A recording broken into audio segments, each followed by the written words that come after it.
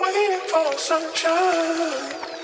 Ooh. Hey everyone, welcome to another episode of Live One for One, where we have conversations that challenge us to live a life that will change a life. My name is John, and today I have a really good friend, I think, and we also have just connected on multiple times as it relates to a nonprofit that I'm over as well too, and he's just a huge partner of ours. Wayne Foreman, founder and CEO of Forward Companies, EY Entrepreneur of the Year. Yes. I want to hear more about that.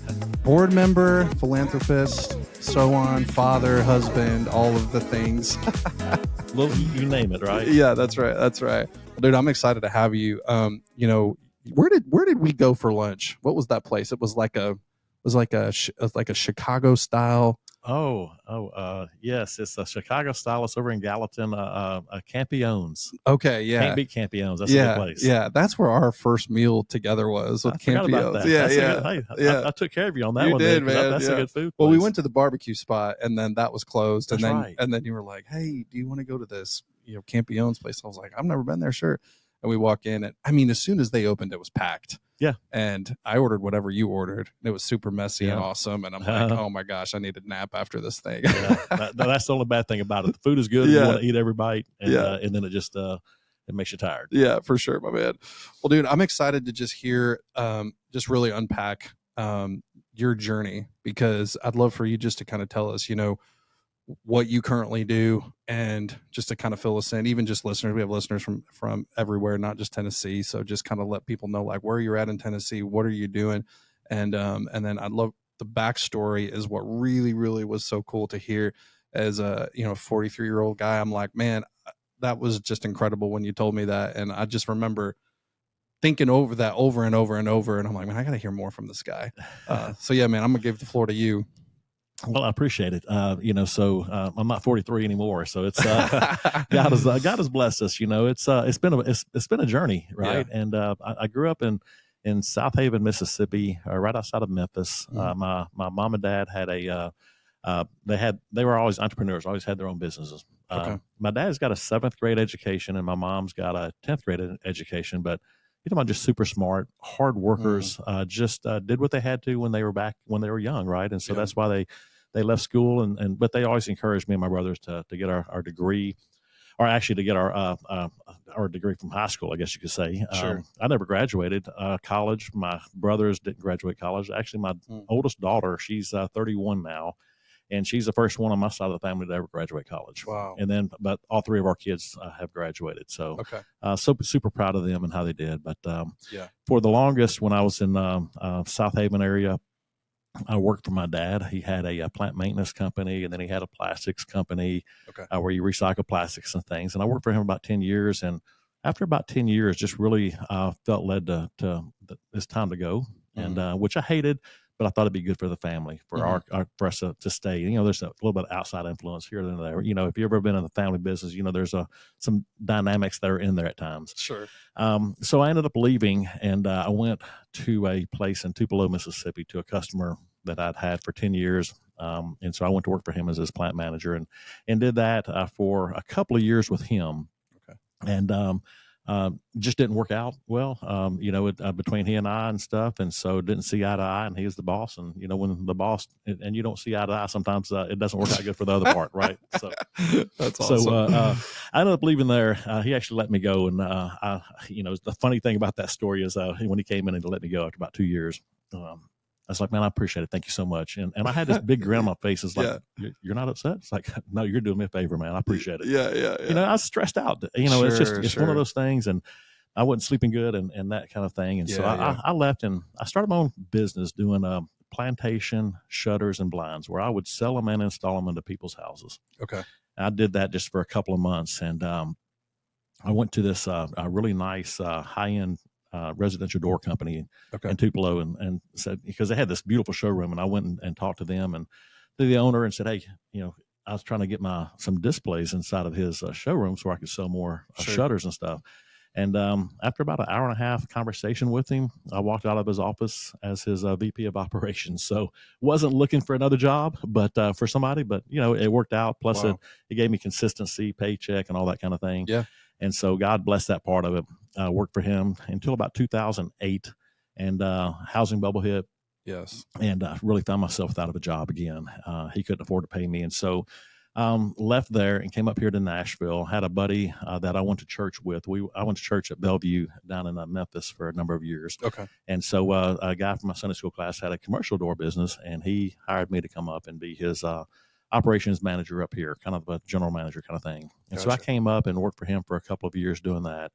And after a couple of years, he wanted to move that business back to Memphis. So had the opportunity to move back to Memphis, but we loved it up in this area. We lived in Hendersonville, and so our kids were getting ready to go to college and that kind of thing. And so just decided, hey, we're going to stay here. Mm-hmm. And I went to work for a bathroom stall toilet partition company for a couple of about 6 months. And right when I got with them, they're struggling, small business, but I was trying to start a commercial door business for them. I had all the customer connections and the vendor connections. And so I did that for a little bit. And about 6 months later, they came to me and said, hey, we can't afford to pay you. And so I already could see that. And so I'm like, sure, here we go again. Dude. Yeah, what is this all about? Yeah, it is. And so, so I went home, they told me on a Friday, I went home and talked to Stephanie, my wife, and we prayed about it. And, and on Monday, I went back to him and I said, hey, let's see if we can work a deal. I can't afford to not get paid. Mm-hmm. And you can't afford to pay me. So that's not going to work. Says you got about $20,000 of inventory, scrap inventory, all of it. I'll make you 100% whole, but, let me buy that from you and give me 6 months to pay it back. And, so we worked the deal that way. And so I had inventory, some of it was bad inventory, but they were made 100% whole. Like I said, I took my wife's 401k, and we cashed that in. Now, how old were you at this point? About 42. Okay, 42. Okay, yeah. I still got hope in my life. Okay, you got hope. I got all the hope in the world. Yeah, I love hearing stories when people did things later in life, because sometimes I'm like, it's you. There's so many people out there that feel like you got to do all this stuff when you're, in your 20s, and if you miss it, you're over. And it's just not true. So sorry to interrupt you, but no. Well, I was telling that to somebody the other day because they said, when I was telling them, most people when they're in their 20s and 30s, they feel like they've got to make it and got to do it, and a lot of people do, but a lot of them, it's filled with disappointment at times and different things and job changes. And so here I am, I'm 42, and we didn't have two pennies to rub together. Wow. We cashed her 401k in, and after penalties and interest, had about $5,000. Wow. And we had about $15,000 left on our credit cards before we maxed all of them out at $60,000. And wow. And so I had to go get credit with my vendors. None of them really wanted to give me credit, so I had to pay for it up front, or maybe they give me a small amount of credit. But I was buying small here or there, just enough to get things done. And my niche to get into it was to do lumberyard sales for around the area. The previous company I'd worked before, they had a little bit of a circuit going, and so when they left, it was just hanging there. Nobody was taking it over. No other door company in the area was, and so gave me the opportunity to jump in. And so I jumped in and started selling the lumberyards. I bought a truck that I had financed, and I ran it down the roads like crazy and in different directions, selling to them, and so that was working okay. But when I was at the toilet partition company, they had the idea of trying to sell toilet partitions online. Okay, I thought, man, that's kind of a big item. If they can sell that online, I wonder if I could sell doors online. And so I spent $500. I remember it very vividly. I spent $500 getting a website built. Yeah. And I thought, oh, man, this can be it, right? And got it going and got it live, and it didn't do anything. Really? Okay. Terrible. But what happened during that time was the toilet partition company had to let their web developer go. Okay. And so he came over and asked, hey, do you need any help with yours? I was like, well, you can't do any worse than what I'm doing now. So, but he knew how to do SEO, which was a great thing. And so he got in there and looked at my website and immediately threw it out. I'm like, why'd you do that? Yeah. You're like, that was my baby. And he built me a landing page. And if you know what a landing page is, it's just a one-page website that has a picture and a phone number. Yeah. I look at it today, I'm like, who would buy from something like that? But you know what? He knew how to do SEO. And our sales went, say, from $40,000 a month with the lumberyards up to $70,000 the next month with the internet included. Okay. And then from 70, it went higher than that the following month, and the writing was on the wall at that point. Yeah. And we just started reinvesting back into it, started hiring a few people. and just started building something that we could do. But the whole thing is when Stephanie and I, when we said that we were going to start the business in 2011. It was actually June 2011. So we're about to come up on our 14th year. Oh, wow. Okay. But as we did it, we said, you know what? As we prayed about it, we prayed, Lord, if you'll bless us, and we don't have to have a big company. Just take care of my family, take care of our employees that we have. We'll always give back. And so from day one, we've always just given back to the ministries, given back to different things around. We've been on what am I trying to say? Overseas, where we go on what am I trying to say? A missions trip, or missions like trip.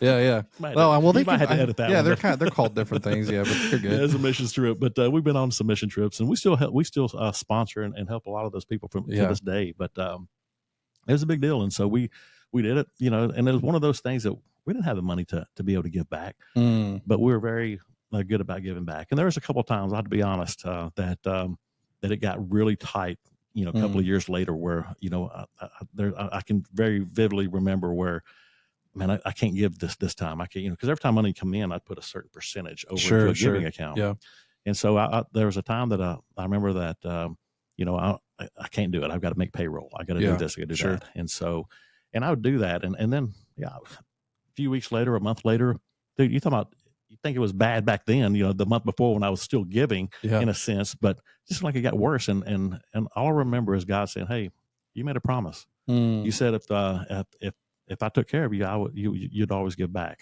And I was like, Lord, you're right. And so I start giving again, and man, God would start blessing. And then it happened another time. I think that was it, just twice. 3 strikes and you're out, I think. So God had, hey, listen, I'm going to give you another strike, but I'm not giving you 3. That's hilarious. And so, thank God for His grace, right? So thank God for His grace. And but we happened again, and a month later, I just remember God slapping me around a couple of times. And said, look, how many times I got to tell you? And so from that point on, it didn't matter. When we got money in and we'd put money in that giving account, number one, we never touched the giving account except for it to only be for giving. We won't, once it goes in there, that's God's money. I mean, all of it's God's money, right? Yeah, but that's the part that we set aside and did. And but from that point forward, it's been when money would come in, that's the first thing that we do is make sure that we put enough money in that giving account, that we have met the commitment that we told God. And the great thing about it is we've been able to do that and more now. It used to be a percentage of top line sales. Now it's a percentage of top line sales or net income, whichever is greater. Yeah. And we're actually doing even more on that part of it. Back in 2021, we set a goal. We went through some transitioning processes that we did, and during the years, I learned, nobody ever teaches you how to run a business. Yeah. You just get in and you start doing it. And there's so many small businesses around the country and the worldwide that you get in, you got a great idea and you want to build a business, but the problem is nobody teaches you how to do it. But you got this great idea and you go after it. And sometimes you have success and sometimes you don't. Sometimes you're under leveraged and under financed like we were. And so, but that's, so we struggled through the whole, first 10 years of our business and, made money, but never really showed too much of a profit. And so in 2021, we had to, right after COVID, we started going through this process called EOS, Entrepreneur Operating System. Book is called Traction. It's a book that you can read, but you can also go through it and then have an implementer come in. And so we went through that whole process. We had an implementer come in and help us put together. And so it really revolutionized and changed how we looked at how we manage people. Talked about putting the right person in the right seat. Yeah, sure. It talked about just our processes and all that kind of thing. And, that's good. And so it really helped with that process. Our core values. You could, when we looked at our company, we always felt like that we had a really good culture. But you could probably talk to 20 of our employees and get 20 different answers of, well, what is your culture like? They may all kind of somewhat be alike, sure, but we would go through that process, and that's what and so you get 20 different answers, right? And so after we went through EOS, we were able to brainstorm and write down our core values, our core focus. And after we did that, and just sitting back looking at it, it's like, you know what, that's our DNA. That's exactly who we are. That's what we want. That's us. And so I felt really, really good about it. And we still use those to today, only 4 years later, but it's very vital. It's very important to who we are and how we run our businesses now.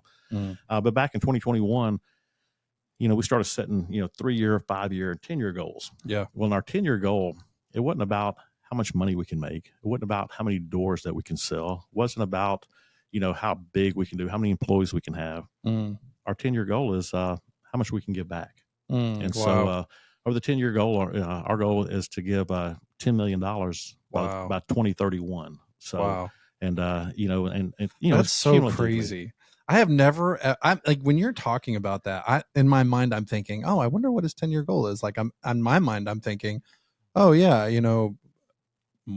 increase sales or maybe a larger team. Cause you want, I don't know. But to hear a businessman, a founder, an owner, man, our 10-year goal is that we want to give XYZ back. Yeah. That's crazy. Who thinks like that? That's amazing. Yeah. Well, hopefully it's different thinking. And it is, but a lot of people don't think about that. It's amazing. It's so much bigger. Like, I think it probably just brings just a sense of vision and excitement so much more, in any line of work, if we're truly doing what the Lord wants us to do and we're leading strong, it's so much bigger than just like, hey, I'm going to work to do this. But it's like, I'm sure your team is even probably inspired by that. Yeah, that's the great thing is that it has inspired our team. Our team is we hire people based off of our core values and who we are. Yeah. We talk about what we do. We have quarterly meetings every quarter and talk about how the previous quarter went and what's our goal for these next quarter and that kind of thing. We actually have our meetings tomorrow, and we're very open and transparent about what we give and how we give and who we give to and things, and even the dollar amounts of where we're at. And so, God's just blessed that big time. And I turn around and look back over the past 14 years, and we've grown to 140, 150 people now. Wow. The company the sales where we are is unbelievable. I mean, it's and for our prayer that we had 14 years ago, God's just gone way above and beyond. We've learned easily that you cannot outgive God. Yeah. And it seems like the more that we give, the more that God gives, to be honest with you. And it's just, it's been a fun ride. It's been a fun thing, but, in our, I've seen different people that would give in the past and they've talked about it, but for some reason they stop talking about it the bigger they get. It's like, well, does that mean that you've hit a plateau and that you're just not giving anymore or what? Yeah, sure, sure. Never asked that question because it's none of my business, but, that's between them and God. But, for us, it's just, it's important to who we are. It's important to how we run our businesses and do from there. And we've been blessed. We started off with our door company. We've got a toilet petition company now as well. Okay. We have a freight agency where we handle all the freight for both of our companies. Wow. And for some of our vendors freight as well. And so that's doing well that we did. We have a new consulting business, and we just started the first podcast called 3PX. Yes. People, Profit, and Process. X stands for experience. That we just started. Had our first podcast 2 weekends ago. That's awesome. And so it'll come out in the next week or so, or maybe the end of this week. Where do people find that? Is that on all platforms, YouTube, all that? Okay, yeah, great. It'll be cool. there.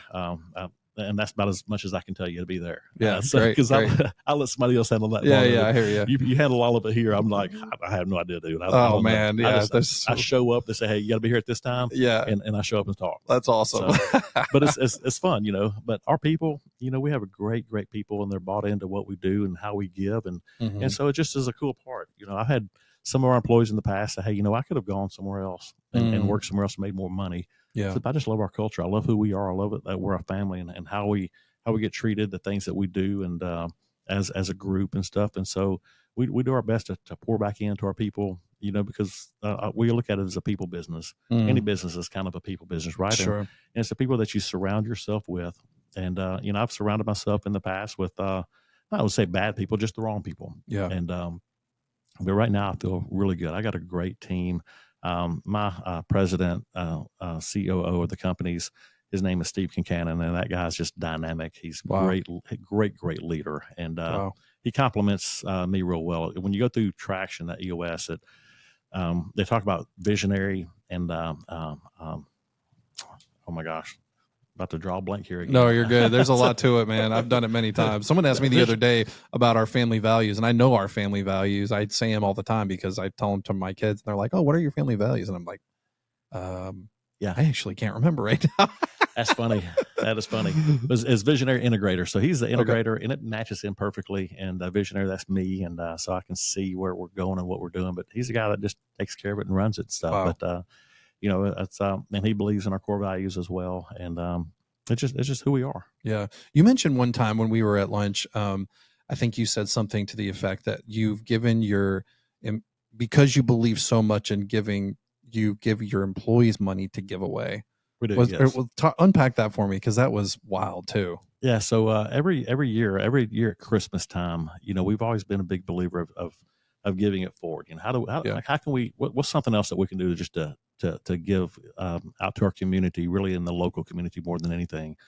And we started this. I don't know when it was. We've been doing it for a good 10 years or more. Okay. But it's right at Christmas time. My wife and I will go out and we'll look at how many employees we have, and I'll go get cash out of the bank, and we'll get Christmas cards that have a good message to them, and then we'll write our own handwritten message inside them as well. And then we'll put a certain amount of money in each one of them, and seal it up. And during Christmas time, the employees get 2 envelopes. They get one and say, "Hey, this first envelope is for you guys. It's your Christmas bonus. This is for you to do whatever you want to with it." So this next one is not for you. It's for you to give it forward, to give it to somebody else. Yeah. And it says, if you have that temptation to be able to open it up and take that, so don't have that temptation. And that well, maybe I'm the one that needs that. Well, maybe God will will bless you by giving that forward to somebody else. That's what happened to us. And so, we try to give a good message with it. My wife got onto me for a year ago or two for saying what I would say at times when I'd give it away. It's like, listen, this is for us. You give it to somebody else. If you take it for yourself, it's meant. I prayed about it. It's a curse to you, but it's a gift to somebody else. I think you're a little bit dramatic on that. I'm like, that's awesome. Okay. Yeah. So, I don't want them to take it for themselves. Hey, they're definitely going to be nervous if they take it for themselves. They're like, man, my boss cursed me with this money. Right, exactly. And that's awesome. So, but you don't know where it goes, and and it's the crazy thing about it now. We've always given the same amount every single year. Yeah. We haven't gone down on that, but our employees have gone up. And so to see where it is now, it's incredible, to see the amount of money that we get out. And the good thing about it is, people say, well, that's cash and you're giving away and doing that kind of thing. You don't get the tax write-offs. That's something you just got to eat. I was like, yeah, I'm okay with that. Wow. Because God to bless that. God, he's not looking at my tax breaks. I mean, he'll take care of that too. Right. So it's just how do we give, and how do we get our employees to give? And we've had some just cool stories of where people, the exact dollar amount, how it's just blessed a family that somebody gave it to, and they were so excited and so pumped up about it. So it's neat to see how people have bought into it, and just to hear some of the stories. That's huge. Where does that level of, when you first came in and you started this and you had this pact with the Lord that you made, and you and your wife are just both in this space, where did that culture of giving come from? Like, were your parents that way, or do you feel like it was just maybe just a conversation between you and the Lord, and just that personal conviction that you had? Because I mean, that is very radical in the way that you guys operate. Yeah. So growing up, I never went to church. Okay. And my parents, we go, Easter and maybe Christmas, things like that, but we never really went to church much. I mean, we did some. But so the giving part of it wasn't there until I met my wife. When I met her family was very big into church. And so, to be honest with you, when we first got married, I struggled really, really hard to tithe. I mean, I was just like, I need that money. What do you mean? Sure, yeah. And so it took a little bit of barriers and things to get over that. And then we started tithing and doing. And, when we lived in Mississippi, and I had lost my job right before we moved up here, we didn't really, we were, paycheck to paycheck, just making ends meet. And had a few people at times that would slip some money into Stephanie's purse or do whatever. That would tell us who it was, who it came from. Kind of had an idea where the group it came from, but wasn't sure exactly who it was. And had that happen to us a couple of times where somebody gave us $500. And it just meant the world to us because it was exactly what we needed when we needed it. And because there wasn't any money there, we put money on our credit cards. That's why we had so much credit card debt at the time. And so it just was, it was a need that God met through somebody else. And I don't know. I guess that when we moved up here, it was one of those things that if we ever make some money, people blessed us. How do we give back and bless others? And that's just how it started. And my wife she's so bought in. We've been married for 32 years, and wow. We have 3 kids. I got a 31-year-old that lives in London. Just got engaged to a guy from South Africa. Fantastic guy. We love him to death. And that's awesome. He's just treats her so well, and so we're happy with that, especially over there. I got a 30-year-old son, and he's married to a wonderful lady named Kat, and they live in Nashville, and he works for me. Okay. And then my youngest daughter is 26. Okay. And got a boyfriend. Seem like they're kind of serious kind of thing, but super good guy too. We like him a lot. He's a great dude, and so we'll see. They've talked about maybe taking that next step, so we don't know yet, but we'll see. But they live in Hendersonville, close to us, and she's my executive assistant, so she helps me with keeping my schedule on point. And everything. I love that. So, that's awesome that you include your family in that too. I love that. I think it's really special when you can build something and your family, wants to be there and helps guard that culture. Talk to me a little bit about 139 employees. Is that right? Somewhere in that area. Okay, gotcha. Yeah. So, talk to me about the values that you guys developed 4 years ago, or maybe you had before that, but you really kind of did when you did traction, and then you really started kind of unpacking values. Talk to me a little bit about how you guys continue to maintain that, because obviously with just life, I was talking to a gentleman yesterday, and he was talking to me a bit just about how how did he say? He said, what you can change quickly can be changed quickly. Yeah. And when you think about it, it's so true. Like you can change things, and if you're quick to do it, and but if it's not dug down deep enough and it doesn't really take root, it can be changed quickly. Yeah. As well with culture. And so I'm always really inspired, regardless of the size of the organization, on how they continue to maintain that. Because I know for me, even in my own home, if you have your family, I talked about my family values, there's one specific time we had our family values, and this is to my point. My wife and I were kind of, let's just say, we were having a conversation that was a little bit more direct. Yeah, 100%. And my young son could hear us, and so he took our family values off the wall, and he came down and he knocked on the door, and so we opened it, and he had the chalkboard, and he circled with his little scribbly writing, be quick to forgive and admit your mistakes, because that's one of our values. Sure. And I was just remember looking at him and looking at my wife and just feeling super convicted. But he had to hold me accountable to that as well too, as his dad. And that in a workforce could create conflict, or could create exits for people, because they're like, well, those aren't my values, so I don't want to be here. But just curious on how you guys have led through that, and how you have developed that culture that you're proud of and your team is proud of. Yeah. I've always been super protective of culture. I've worked at a lot of different places, or worked for different people, worked for people that didn't really care about culture, and kind of the Dr. Jekyll and Mr. Hyde type of thing, where you didn't know one thing from one day to the next, or one conversation to the next, when it's going to be your turn to get blasted. Yeah. And I hated that. And when we started our business, it was just like, hey, treat people like you want to be treated. Take good care of your people, because your people are going to be the ones that's going to take care of you. And if you take good care of them, they're going to take good care of the customer. Yeah. And so we've always believed that. And so I've always been very protective of it. I've had some situations where I'd hire somebody that would be kind of my right-hand person, I thought anyway. And over a period of time, I could start seeing a culture break, because they weren't bought into the culture. And so I had to make some changes to that kind of thing. And so when we went through and we did our core values, the implementer that came in and that was helping us, he was really, really good. And I remember we had about 5 or 6 of us in there of my team that was around me. And, so it wasn't core values that I put together on the wall, but he had this whiteboard, and he just said, hey, core values, just start throwing words out. And we started just naming words, throwing different things out. And so we had probably about 100 words out there. And he took us through this exercise called keep, kill, and combine. And so, okay, we're going to keep that word. Okay, we're going to, no, we don't, nobody likes that word. Just kill it. Let's get get it out of there. And then combine this with that.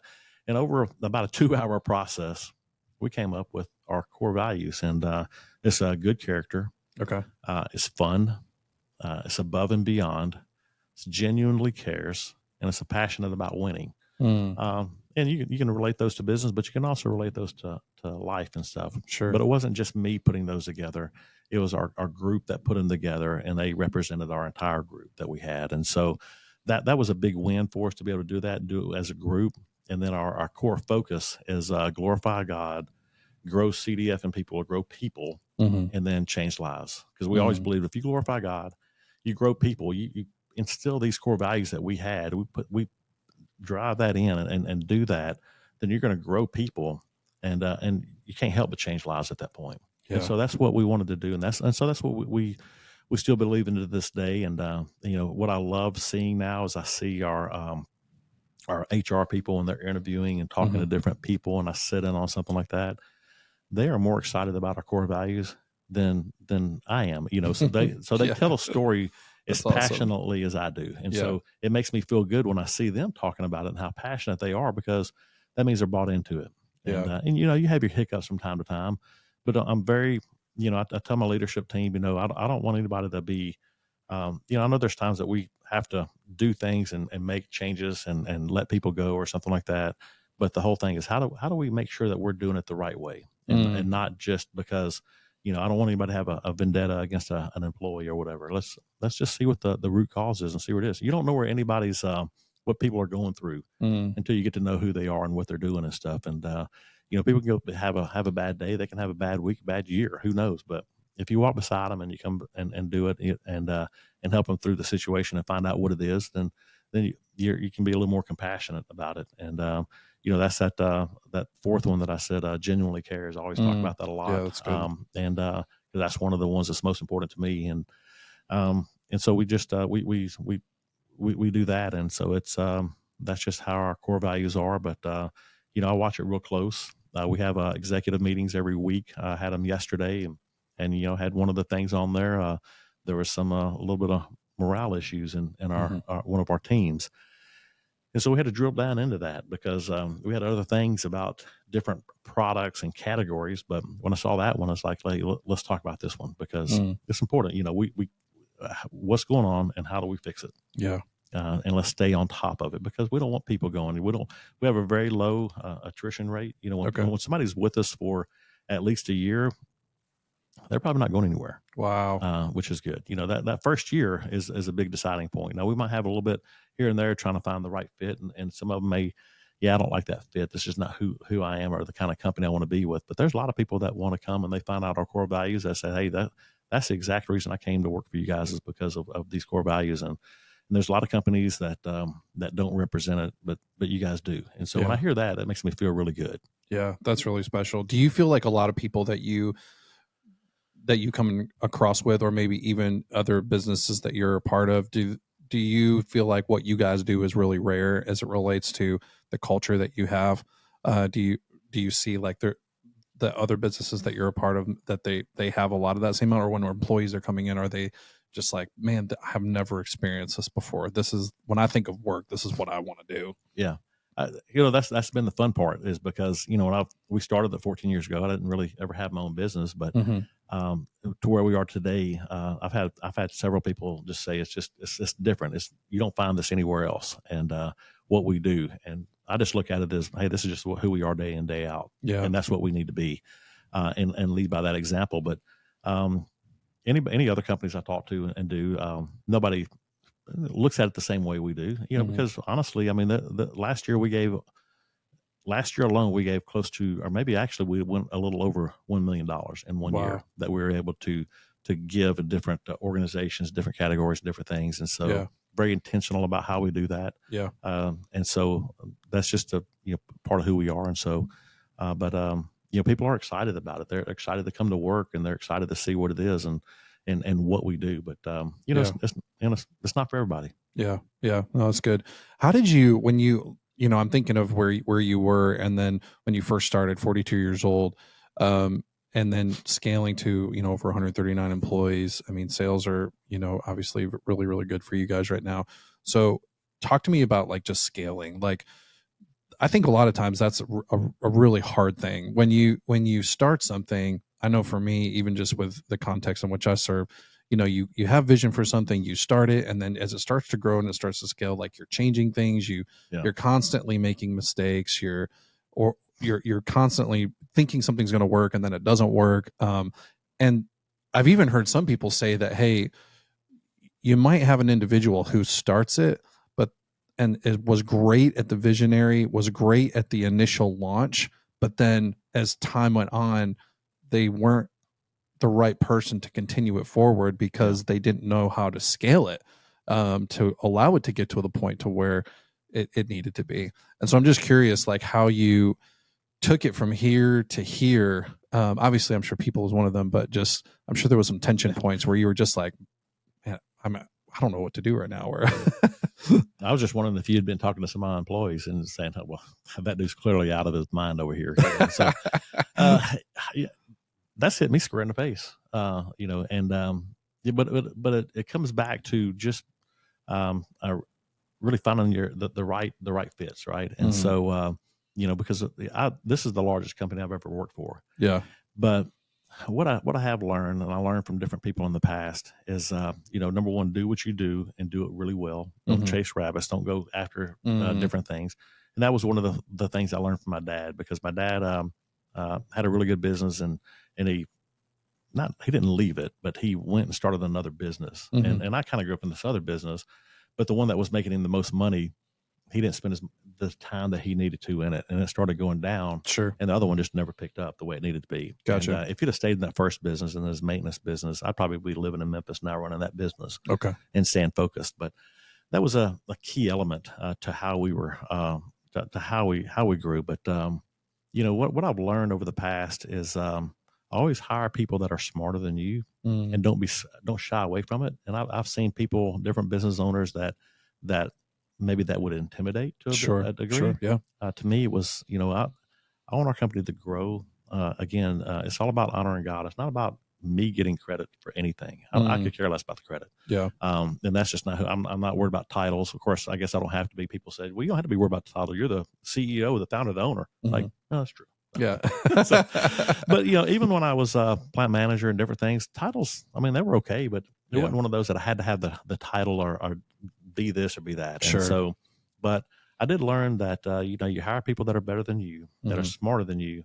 And, then you start looking at what are your weaknesses, and then hire for those. What are you really strong at and what are you good at? And then hire for that. I always feel like I'm a good visionary. I can see where we need to go. I can see the products that we need to add and how we need to do it. And so when you look at our website and how it's designed, and, I've got a lot of input on how that thing is designed and how it flows and what it does. And we're the only one in the country or worldwide, for that fact, that has the type of software that we have when we built that internally. Wow. But I'm the visionary of where it is today and where it's going. But if you were to ask me, well, what does your coding look like on the backside? I was like, what does that mean? Yeah, sure. I just, you hire the right people for it. And so I hired Steve about 3 years ago as my president, CEO, and he's just that guy that he's not necessarily the visionary. And I always tell him he probably could be easily, but he's the guy. He's a doer. He just gets it done. He loves. Yeah. He's so good with people. He understands it. He may not know, and he knows something about door business now, but he came in not knowing anything about the door business, but he just knew people business. Wow. And he knew processes. And so he really was very, very good and instrumental in helping us grow to that next level. And you look at the management team that we have now, our executive team, and they're rock solid. They're bought into the vision, really love the vision. Yeah.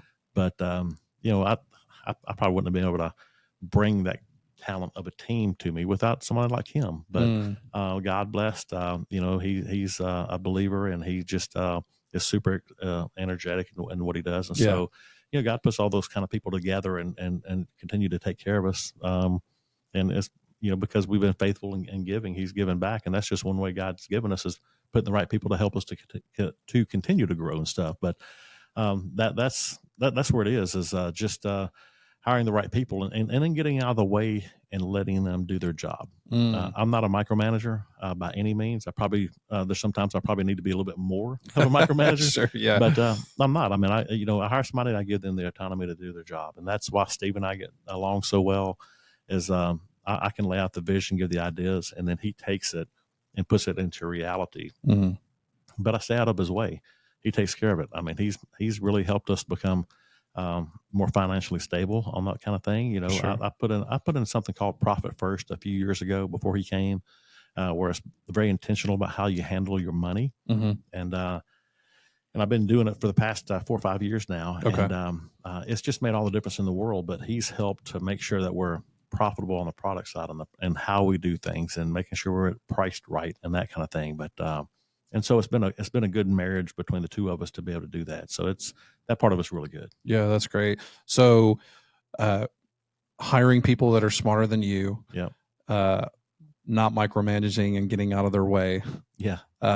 And there was another thing you said too, which I really liked. Talk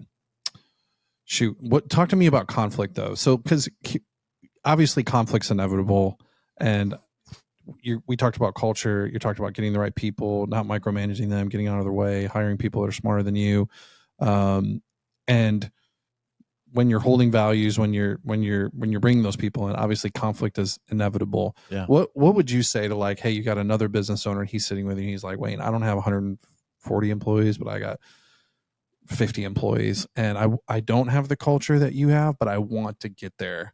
And I know if I do it, or maybe he started doing it, and values are there's conflict. Yeah. How would you encourage him? How would you or her? How would you encourage that leader?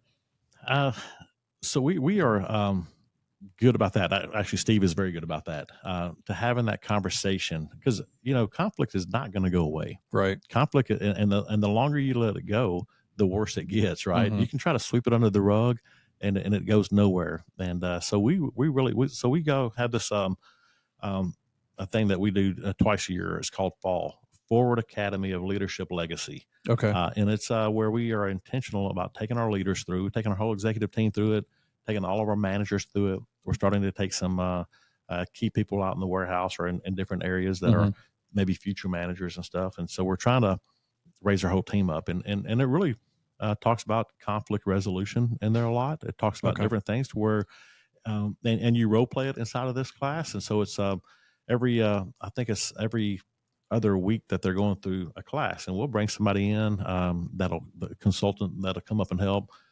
We've done it long enough now to where our HR person can help do it, and she helps lead that part of it. Gotcha. To the point where she could probably do it herself now, but it's still nice to have that outside person that we work with to do. Sure. But we're intentional about how we do it, and they'll bring up a conflicting issue, and then you get two people or three, and you say, okay, y'all have a conversation about it. You play this role, and then how are you going to handle it? How are you going to talk to that person if this something like this pops up? Yeah. And it really makes you have to think about how you handle a conflicting situation. And it's a lot of times it's very uncomfortable because nobody really wants to talk conflict. They don't want to have that in them, but it always happens. It always comes up because people that you may have the same exact idea, but you may have different ways of going about doing it. And it brings a conflicting issue in between you and the person or our group.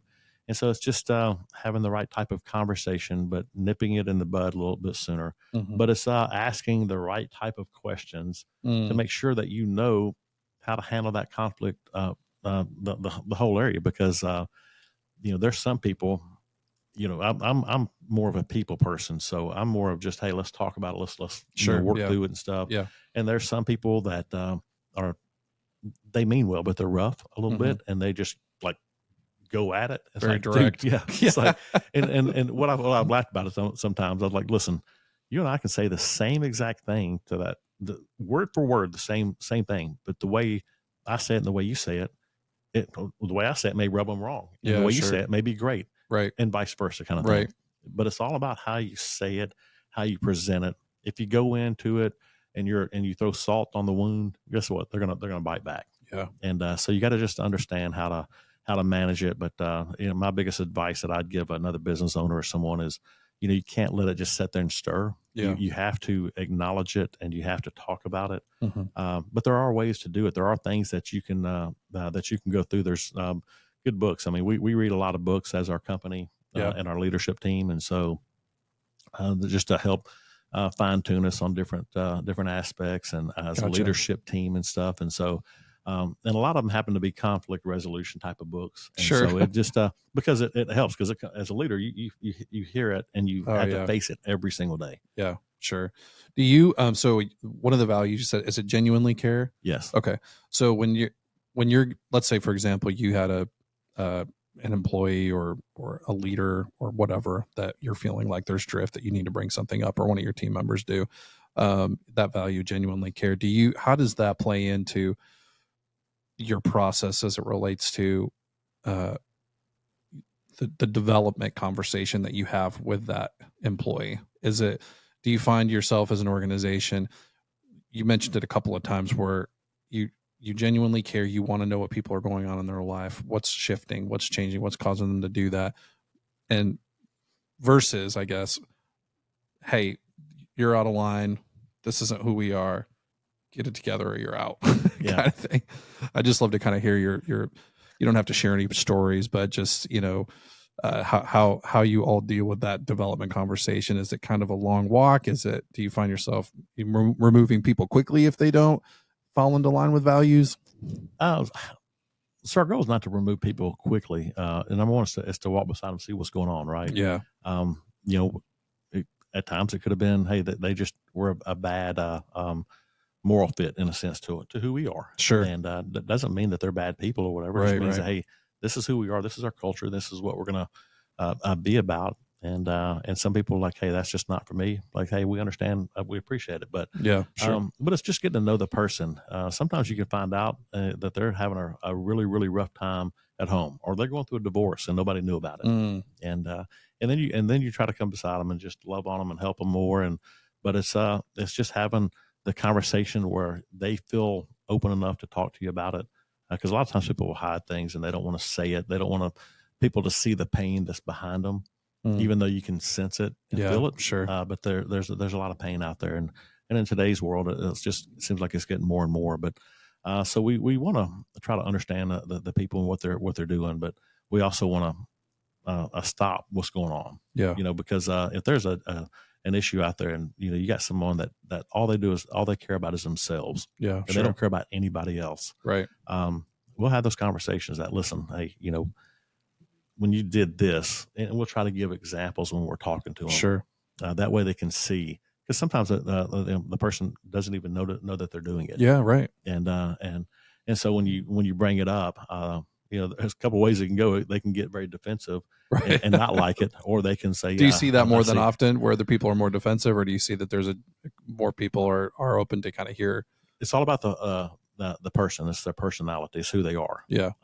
We can usually tell before we have that conversation which way it's going to go. Gotcha. And so you have to have that conversation in regard to that way. Yeah. And so there's been people on the leadership team that we've hired in the past that we've even went through some executive coaching to do that we paid for, and said, hey, we think you need this, and it's going to help you grow as a leader. Wow. And so we want to put that forward for you and let you do it. And so you saw an issue, and then instead of, you actually paid and have an executive coach come in to help with that leader become a better leader. Yes. Wow. Yeah. Yeah. Well, because they are such an integral part of our team. Yeah. That is like, it's, how can we help that person? They've been a great part of our business and stuff. So, because of where we are right now, let's figure out how we can do it. Maybe they're in the wrong spot. Maybe, there's been times that we've had to make really, really tough decisions with people where they did a fantastic job, great workers. I mean, great people, great values. They believed in our values. And so you really don't want somebody like that to go, because they bought into your culture and who you are and what you do. But there came an opportunity for them to move up, and they really wanted it, make more money and do that kind of thing. But after about 6 months in that new position and higher position, it wasn't a good fit. And so then you got to have those conversations that, you don't want to lose that person, and you got to, in a sense, demote them, but you demote them and you do it with care. And you got to make sure it's, because that's going to be a big deal for them to be that way. And I've had to do that a couple of times, and got a young man that I did that with. And when I was getting ready to hire Steve, I did it a few months before I ended up hiring Steve, just because I knew I needed another person in that role. and great guy, love him to death. And the hard part is, something going to happen. Is he going to leave? That kind of thing. Sure. Because that's what that's a very real scenarios if that happens. And so I had the conversation with him, and it was hurtful. It hurt him a lot to be able to do that. Sure. But he stayed with us. Wow. And today the guy is flourishing so much. The position that he was in versus the position that he's in now is night and day. His leadership skills are off the chart. He's a great young man and doing a fantastic job. And he would probably tell you now is probably it was hard for him. Mm-hmm. Hopefully he'd say it was good for him. But to be where he's at now, I think he's happier in the role that he's in now than in the role that he would have been in if he would have been where he was at. So, but yeah, it's tough, Yeah, that is incredible. I don't know that I've ever heard a story of somebody being demoted and actually staying and then thriving. Yeah, that's tough. And we've had that a few times. That's just part of what it is. How do you do it? When I was tell a little story. When I was just moved up here, I worked for that one company that hired me from up there from a buddy of mine. When I came up and started working for him, he came up. I came up, and he and one of his partners was with him, and I had about 7 or 8 guys that are already working there. And there's a gentleman that was there that was running the place, and we went to dinner that night, and we talked and had all that, and came back. They had donuts for everybody, and I was there and introduced me to everybody, and they left and went back to Memphis. And so I'm sitting there. I'm not in the front office. I don't care what office I'm in. I let that one guy continue having his front window office. I can be back in the back. Number one, I want to get to know everybody. Mm-hmm. And so, like a day or two later, we're sitting there, and everybody's in his office, and they're talking about something. And he made the comment, was like, "Well, I think this is what we're going to do." And I looked at it, and I was like, "I don't think we should do that." Mm-hmm. And so I piped up and I said, "Well, no, I don't think we should do that. I think this is what we're going to do." Mm-hmm. And he turned around and looked at me. It's like, "Well, who do you think you are?" I was like, "Well, I'm manager over this location." Mm-hmm. The guys that my buddies and them, they hated the conflict part of it. They never told him that I was coming to be manager over the whole, including him. Oh, wow. And he got up and he left, and he went to look at other jobs around the area, other people he could go to work for, went and talked to them, came back. He stayed, but came back, and really almost felt like I was getting sabotaged for a while. But over about a 2-year period, that guy and I and everybody else in there became very good friends. Wow. And because he saw I had his back, I gave him really a lot of freedom to do his job and do it really well. Yeah. He wasn't really and he's still the leader, but sometimes you lead through others. Yeah. And he had the ear of everybody. Mm-hmm. And I may have been the leader, but as long as I could work through him, I could work through everybody else. And so I did that. And through that whole process, people were upset and kind of wondering. I never lost an employee. But it was, and I brought some with me, and that worked for me. He ended up retiring, but I could call him today and have a great conversation and ask him advice, and he would help me out with everything in the world. But it took a while. It took a minute for him to trust me and me to trust him too. But good guy, good folks there. But it was poor communication on the people, and then they just wanted it to run smoothly. But it was a learning moment for me, for sure. It was like, ooh, man, that's communication right there, brother. We got to have that one fixed. The thing that's funny, I love what you said about leading through others. That is a really great statement. And just kind of how you unpack that is really powerful. When you think of conflict, just like that story you just shared, the hard thing about it is that you don't really know how well you're going to do in conflict until conflict presents itself. Yeah. And so I've had so many situations, I'm sure you can relate, where you maybe read various different books or things like that, and all of a sudden conflict presents itself. Yeah. And it could be one that's more a development conversation that you're going into, and you can kind of prep your mind a little bit, maybe make some notes so that you handle yourself accordingly. Or sometimes it just happens on the spot too. And it's interesting how we respond as people, even though we maybe have all this content and we know it. I've walked away from situations where I'm like, man, I wish I could be, it sounds weird to say this, I wish I could be in conflict more so I could practice it more. Yeah. Because I want to be really good at it. I want to I want to be able to be in that situation and be able to handle it really well. I've always seen my lead pastor do that, and the pastor that I served under even prior to that was just incredible at it. Like some of the things he had to navigate was so challenging, and yet he would navigate through it so well.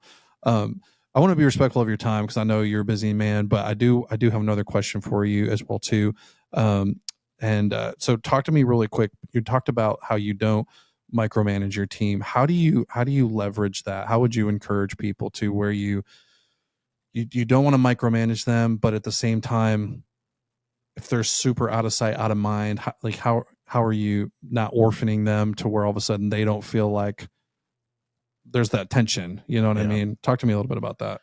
That's tough, right? But I've always been that way. I've always been one that's not going to micromanage. And like I said before, there's times I probably should have micromanaged, but sure. It comes back to hiring the right people in the right seats. Yeah. I'm at a point now to where, when I hired Steve and then Steve hired Angela and Sam and some of the other ones that we have in our system now that are really leading different departments. They handle that part of it. I mean, gotcha. And that's theirs. And then the whole thing is about succession planning. How do you create that person that's going to come up behind you? So if something happens to you, or if we grow, that you can take that next step, and you got that person you're going to pull that person in to take your next step, because you can't leave your job and take another job if you don't have somebody to take yours. And so having that laid out, but it's just the conflict part of it is it's an everyday thing. I mean, it always is. But it's hiring the right people that can support that can have those conversations. And the leadership team that we have now, I've listened to them and I've seen them at different times. I'm like, man, they're good, man. They're really good. Yeah. And I'd be bad at that. There's things that I listen to them talk and I'm like, man, I ought to handle that differently. And I probably would have messed that up. Wow. But they're really good at it. Now I'd have gone a different direction, but they can, just how they say it and how they present it is key. Sure. It's just having that, but putting the right people in the right seats that's the key elements. And sometimes you can't do it because maybe it's just you and a few other people. Sure. And then it's just learning how to be sympathetic, how to show empathy, and just make sure that what they're going through or what you're going through, that you communicate it really, really well. Yeah. Because if you don't communicate well, if you don't set clear expectations, then that can cause conflict too. Because they may be thinking that, hey, this is what my job is and this is what we're doing, because you never set the clear expectations. I learned that a few years ago, and actually Steve's really put it inside of the business is, if you don't create and give the clear expectations of what you're doing, then you might as well expect conflict because nobody knows. Sure. And so the more that you know, the more that they know, then the less conflict that you're going to have. Yeah. And then again, it's about that individual. Are they a person that just brings conflict upon themselves? Some people are. Right. And, that's true. But yeah. it's learning how to navigate through that part. And then you see some people that were like that, but over a course of a couple of years, they've just changed in how they've done things because they buy into maybe the new philosophy, the new way of looking at things, or they, over the training that we try to do, it's made a difference, which is what we hope. Yeah, that's so good. Dude, you can tell that you have a organization that genuinely cares. Yeah. Just in the conversations that we've had and just your demeanor, the humility that you've displayed, just even the conversations when you're talking about your team, you can just really tell, Wayne, that your organization really does genuinely care. And I think that is probably one of the most beautiful things that you can give somebody.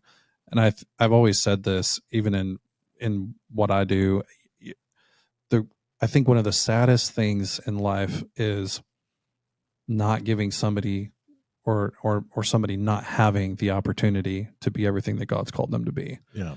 And leaders can either propel that forward, or they can truly squash it to where that person really doesn't ever accomplish what God's called them to do because of poor leadership. I mean, we see that in politics, we see that in everything where, people aren't given an opportunity or they don't have a chance. And you see opportunities where people are in business or fill in the blank, and the leader is so we talked about being caught up in their identity, and they don't want to hire people that are smarter than them. So they're the ceiling, and the people that work for them are just basically followers, and they'll always be a follower because that leader doesn't want to empower them to become better. And it's so sad, and so I think it's so refreshing just to hear you talk about how you genuinely care, but you can tell y'all are living it, man. That's really special, special. Yeah, it's been good. We've enjoyed it. We haven't made the right mistakes every single time. Sure. But we try to. And, it's been fun. My team has given me the opportunity to really do things that I enjoy now, and love to do. And I've got some freedom, and they've blessed me to be able to do that and start working some missionary works and things of that nature, and how we give back. And so it's just a fun part now. I'm enjoying life. I'm loving it. Yeah, dude, you can tell you're a rock star. Well, thank you. You are too, dude. I appreciate love the ministry you guys do. So I man, appreciate y'all. We couldn't do it without you. We really couldn't. You guys are such an integral part in who we are and what we do. And I will never forget the first time we connected, and then giving you guys a tour of what we do with our organization. Yeah. And you guys make it happen for us, and so we're so thankful for you. And your wife is so special. Our wives are like the foundation, and you mentioned her multiple times, and how you guys made these decisions together. And I'm sure she's just an incredible lady. She's a keeper. Yeah, for sure. She's great. Well, we're thankful for you, man. Hit me with your podcast name one more time so that everybody can check you guys out, hear more of your leadership principles, what you guys do. I'm super excited for that podcast. I will be following it, but I want you to plug it one more time so our listeners can check it out. Well, thank you. It's called 3PX, People, Profit, and Process. X is for experience. But it's, it's just down to earth. Steve and I, we're talking, just business talk and stuff. So it's really good. It's very relatable. We try to make it to where it's very easy to understand. And if you're a business owner or someone even thinking about doing it, we talked about the story that I talked about where, some people think that you have to have money to start a business. Well, I can tell you from firsthand, we didn't have any money really to start our business, but God blessed it in doing it. It's just being faithful in what you're doing. There's vocabulary words that aren't in my vocabulary, and that's no and can't, because during that time you just gotta hustle. You got to work hard and pray about it a lot, and believe in the Lord, and he'll provide and take care of. And that's just, to me, that's our key ingredient, is that. And some people believe that and some don't.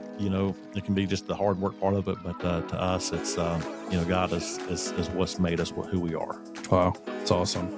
Hey, y'all check it out. It's going to be a killer podcast. I'll be on there. Wayne, thank you so much for being on today. And I'm so excited just for what you guys are doing. Excited to connect more, and excited to see what God's going to do through you and your family. It's awesome. I appreciate it. Good. Thank you for having me, and I enjoyed it. Great. Absolutely, brother. All right. Thanks.